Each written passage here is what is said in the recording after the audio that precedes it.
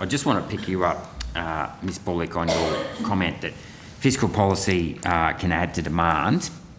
I would disagree with that statement as a generalisation. I think there's two types of fiscal policy. There's obviously spending and consumption, which, yes, does add to demand, but there's also investment in building and production.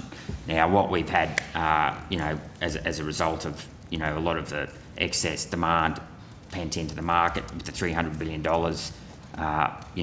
that was spent throughout COVID, we've increased demand. We've had a supply shock from Ukraine and renewable malinvestment, etc. Okay, what you're doing at the moment through increasing interest rates so fast, through qualitative easing or tightening now, is you're reducing demand. So you're bringing on an austerity package, right, rather than, as I've spoken to you before about this, Mr Kent, is that we need to be having a quantitative easing package that increases productivity and increases supply. So, because we hear this all the time, that fiscal policy only ever adds to demand. I disagree with that. If we're going to deal with supply side issues in this country, i.e. the lack of productivity, through not enough dams, not enough power stations, roads, bridges, etc., shouldn't we be looking at a quantitative easing measure that is focused on building assets, sovereign assets, that are going to supply more essential services into the market that will actually drive prices down because of increased supply? So rather than adopt an austerity package through tighter, and I mean, I'm not saying you shouldn't raise interest rates, but I just don't think you should raise them as quickly. Wouldn't we be better off raising productivity and hence supply to offset that lack of supply because of the Russian, war, Ukraine war, or what other measures that we're facing?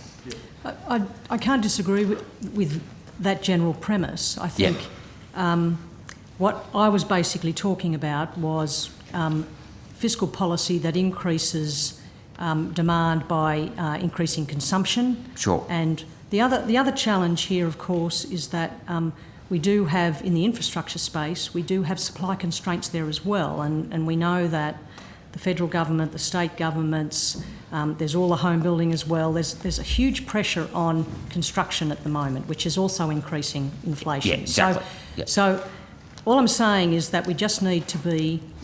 nothing wrong with the idea that the government needs to look at infrastructure spending to increase productivity, but we need to be a little bit careful that the spending isn't directed into areas where there's already inflationary pressures and areas that impact particularly construction at the moment, and also consumption are likely to do that. Yeah, I accept that. Has the Treasury approached the RBA since the new government has been formed about forming an infrastructure bank designed to provide cheap capital?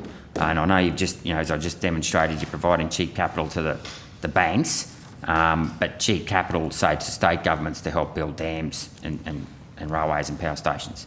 No, I don't believe we've been approached, no. Okay, no worries, thank you.